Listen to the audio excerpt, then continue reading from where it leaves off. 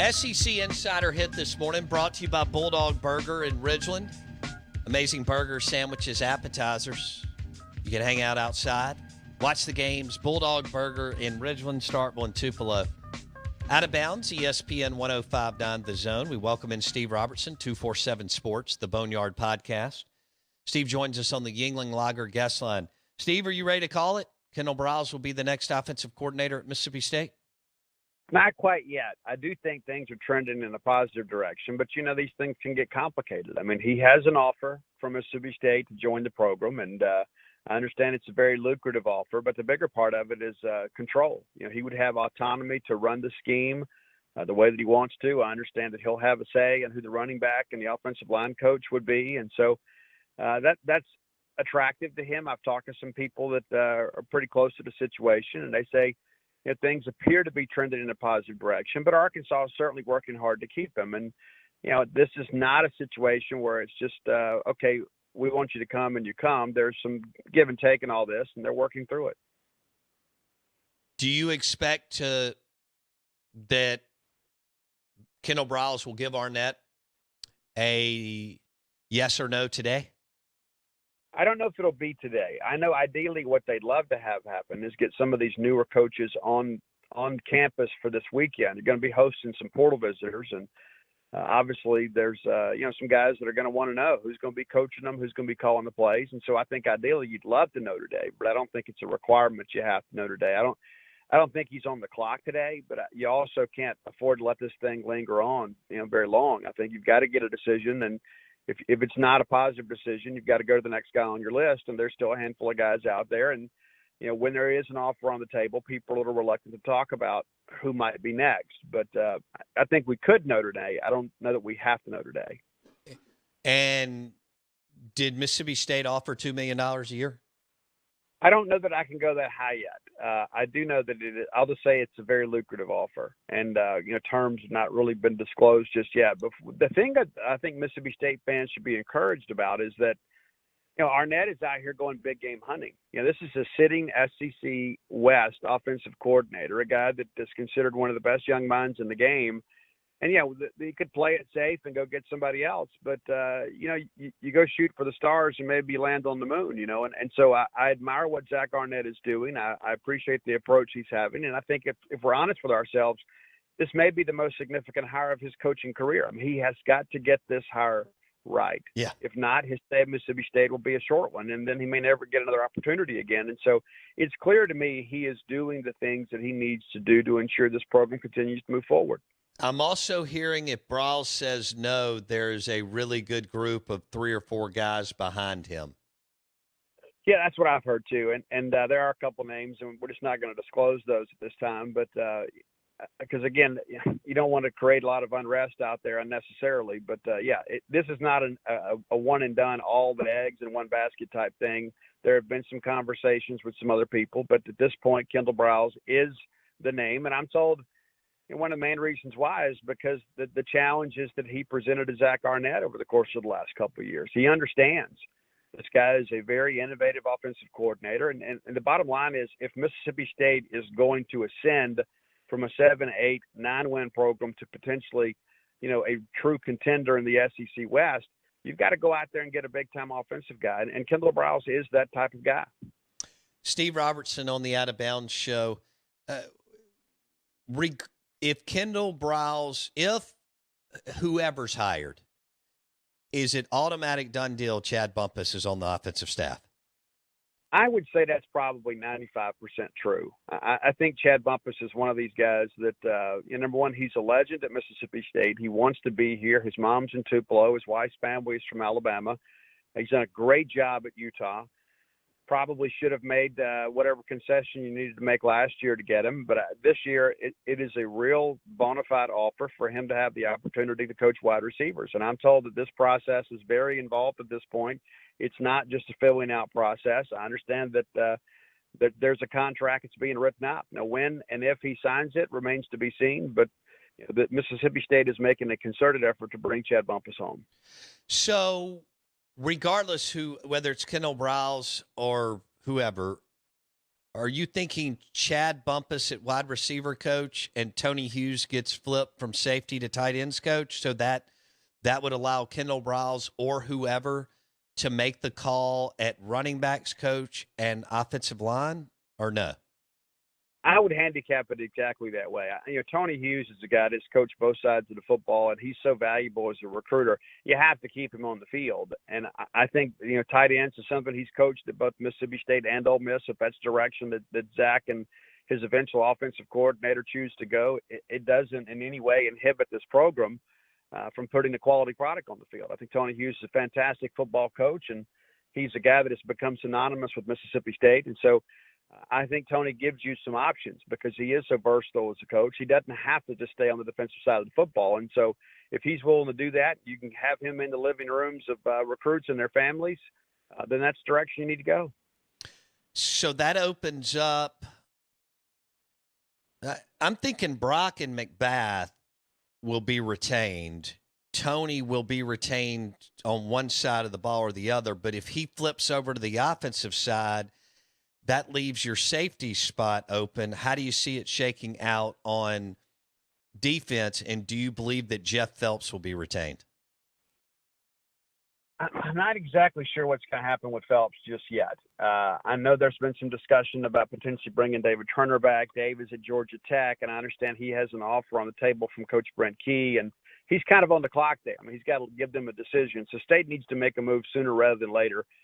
I think a lot of that, too, like the situation with Hughes, I think it boils down to getting the offensive coordinator hire completed first, and then it gives you some options if you can move Tony. But we'll see how things progress. I think if Tony does go over to offense, Dewhurst is a guy that's been on staff now for a couple of years as a senior analyst, and there's a lot of people that tell me he is another dynamic coach. That's just a matter of time before he gets on the field. That could be at Mississippi State. I mentioned that yesterday in one of our updates over at genespage.com. But, it appears to me that Zach Arnett has a plan. This is not a situation where he's going just from one thing to the next and dealing with what's happening today. He has a plan and is kind of methodically going through that. And I understand there were some important meetings yesterday, now that everybody is back in town, kind of beginning to kind of flesh all this out and see which direction's the best one to go. But ultimately, it's going to be Zach Arnett's decision. And I've got a lot of confidence in Zach. Mike Leach had a tremendous amount of confidence in Zach. So I think what you're seeing now it's about urgency. Now signing day is behind you. Now the bowl game is behind you. You can focus on rounding out the staff and then getting these portal visitors in and potentially get them committed and be a part of your program. Okay, where does Eric Mealy fit in? I think Eric probably stays. I mean, I haven't heard anything about him moving on. I haven't heard anything about other candidates for a special teams coordinator. I mean, there was some good moments at times on special teams this year, but there was some inconsistency. But, again, it's Mealy's first year kind of back in the fold in that respect. I haven't heard anything that leads me to believe that he's leaving, though. Okay. All right, so if I'm going down the list here, I'm just going – you got 10 spots. You got OC. Let's just say it's whoever. All right, then you got a wide receiver coach, tight end coach, O-line coach, running back coach. So that's 5 guys. Correct. All right, DC, you expect to be Matt Brock. Is that correct? That is correct. Okay. Matt called the plays in the bowl game, and Zach has a tremendous amount of confidence in Matt. We believe at some point Matt Brock's going to be a head football coach at the Division I level, and this is just kind of the natural progression of his career. And then corners, McBath, D-line, who knows? Linebacker. So Brock goes to DC, and that could open up the linebacker spot. And then Tony Hughes goes from safeties to tight end. So Mealy stays as ST/something or just ST? I think you would probably keep him at ST. I think the days of the position coach coaching special teams kind of as a bonus is probably over now that you've added the 10th assistant coach. I get it. Brock will coach a position like Zach did. Zach moved from linebackers to the back end last year when they moved Brock from special teams to linebackers this year. Is that correct? That's correct. Okay. Brock coached Sam linebackers in addition to to special teams. And now he just has the full complement Right. linebacker. I expect that to probably stay the same. Got it. Okay, so that's where it makes sense. 10 headsets, and Zach makes 11, but 10 on the field, and you expect Eric. Is it Mealy or Mealy? It's Mealy. Mealy, Eric Mealy, to be retained right now. All this is ebb and flow and flux, though, right, Steve? Or a lot of it. Yeah, until contracts are signed, I mean, things can change. And we've seen that happen before. You've had guys that you hear they've agreed in principle, but they don't sign an MOU, and next thing you know, I mean, that's how Mississippi State got Zach Arnett from Syracuse. People forget that story. He was on the job at Syracuse, and he used their fax machine to fax Mississippi State an MOU because Syracuse never had him sign anything. He's up there basically working and hasn't signed his employee package, hadn't signed a contract, hasn't signed an MOU, and Mississippi State went and got him. And he is in their football complex. When he gets the offer from Mississippi State, he signs it, faxes it back, tells him he's leaving. That's the end of the story. Wow. Steve Robertson on the Out of Bounds show. All right, let's say it's Kendall Briles, and I know that it may not be. But they're going to modify this thing. But you've also got a quarterback who fits the traditional air raid but has zero mobility. So if this all plays out today or maybe over the next 24 hours, when everybody's talking about modifying the offense, and you already just told us that it will be modified, and that it's obvious if you're going to have a tight ends coach, it's going to be modified. So how much will it be, and how does it fit Will Rogers, or does it? What do you think? Well, I think it does. I think one of the things that I've heard from talking to some of our Arkansas folks is that philosophically, Sam Pittman and Kendall Briles are not always on the same page. I mean, Sam is an offensive line coach by trade. Those guys want to run the football. They want to get out there and impose their will and dominate the line of scrimmage.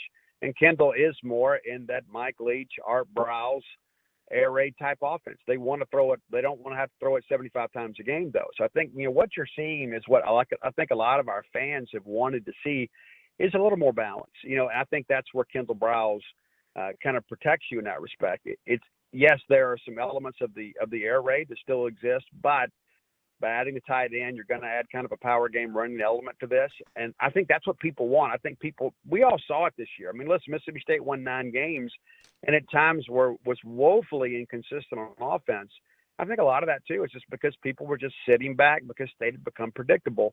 And so now all of a sudden you add a more serious commitment to the running component, and I think that's what Briles brings. I think Briles wants to throw it around, but maybe perhaps he's learned a little bit under Sam Pittman that, when the times get tough, this is still a line of scrimmage league. And so I think you'd see more balance with that. And I think, again, that's why you bring in tight ends. And I've heard that all year, is that we probably need to go get a couple tight ends just because of the fact that we need that extra blocker on third and short. So I think fans are kind of getting what they want from Zach Arnett in this respect, and that's some innovation of this offense. Okay, I think the key word is a little more balance. I do believe that you've been following Mississippi State football for a long time. I have too.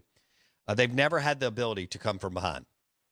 The reason why they've had the ability to come from behind since Leach took over, as you know, Steve, is throwing the football. And so, and I think being able to throw it at a pretty high level efficiently allows you to make more mistakes during the game rather than a 3-yard and a cloud of dust. So you're not saying that by any stretch. It's not going to be even close to even though Dan Mullen brought more passing to the table. Obviously, this is a program that didn't believe in the forward pass until the last 10 or 12 years. But even Dan bringing more of throwing the football to the table, he still ran a power spread.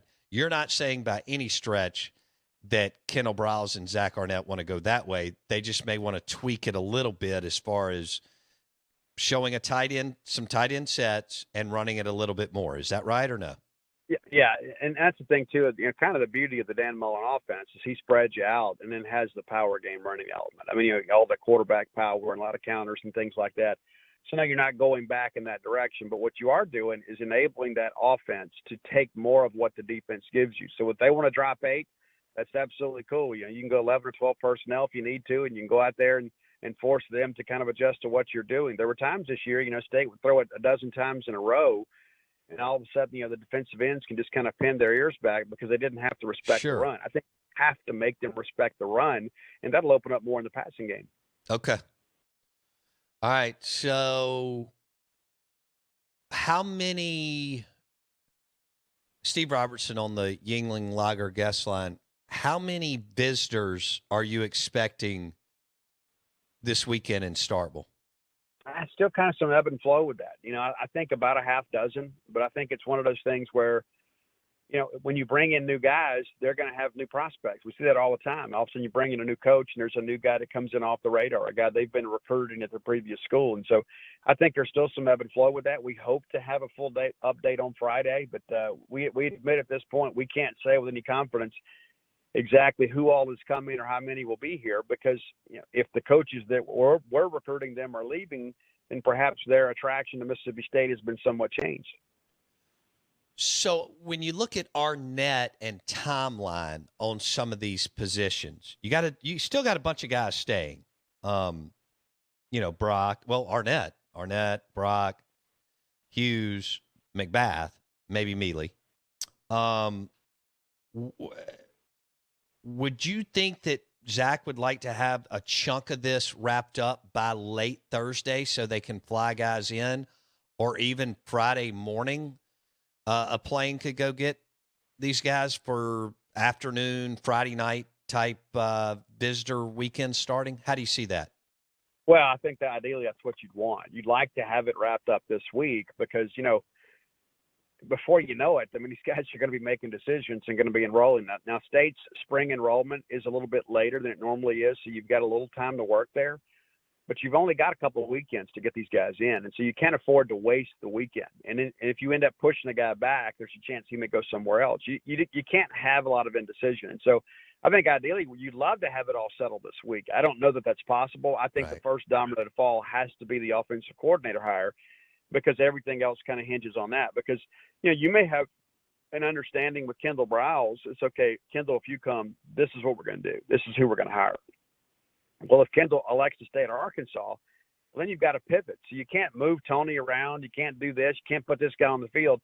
You've got to get that hire settled first, and then everything else will kind of fall into place. Okay, that makes sense. I want to throw these numbers out at you real quick. In 2021, Leach averaged 21 rushes per game for 63 yards per game, Steve. I'm slightly rounding up, okay?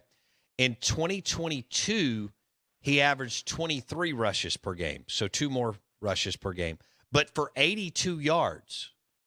All right, so, that was a pretty big jump, almost 20 yards per game. When you talk about a little more balance, you think 26, 27-ish rushes per game?